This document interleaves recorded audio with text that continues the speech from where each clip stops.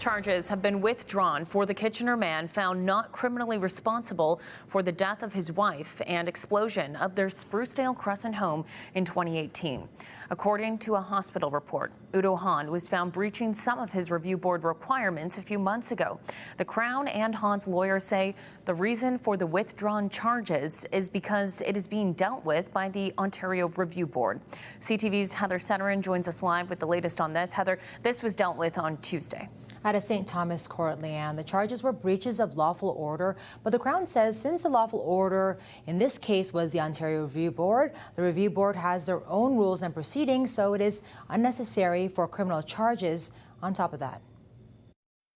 It's been nearly 7 years since an explosion leveled this Sprucedale Crescent home in Kitchener, destroying it and several others around it.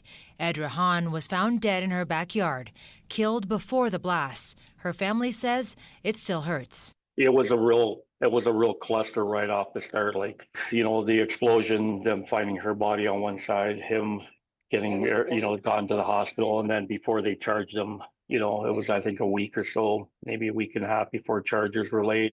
Udo's husband, Udo Haan, was charged with first-degree murder and arson-related charges. In 2023, he was found not criminally responsible. While he admitted to the offenses, a judge said he was suffering from delusions at the time.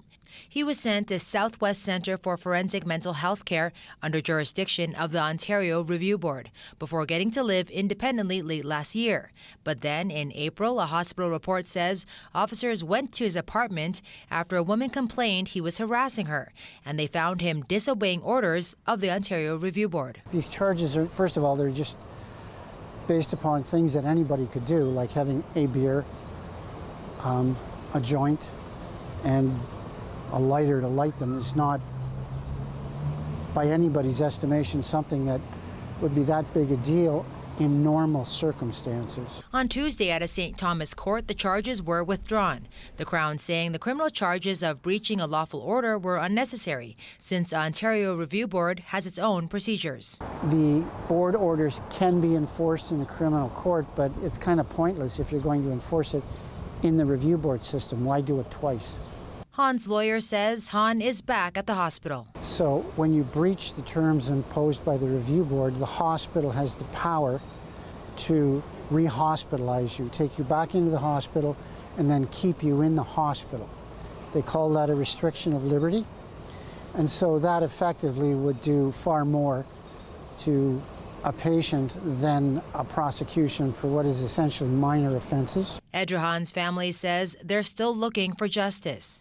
I guess what I'm saying is if you're deemed criminally not responsible at the time, but then they can get you back living a normal life, then you should go back and pay for what you did. The lawyer says not criminally responsible means no one is at fault. It's not intended to be a punitive system or to reflect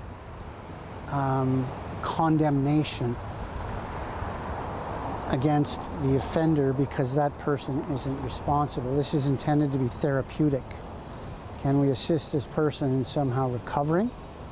If we can't, he stays in. And there are people who are in that system for decades. A doctor at the facility staying at determined Haan was incapable of making treatment decisions for his bipolar condition. A hospital report said he launched a court appeal, which then limited his treatment options and then likely would make his hospital stay even longer. But today, Haan's lawyer said he is no longer filing an appeal. Leanne. Okay, CTV's Heather Senoran. Heather, thanks very much.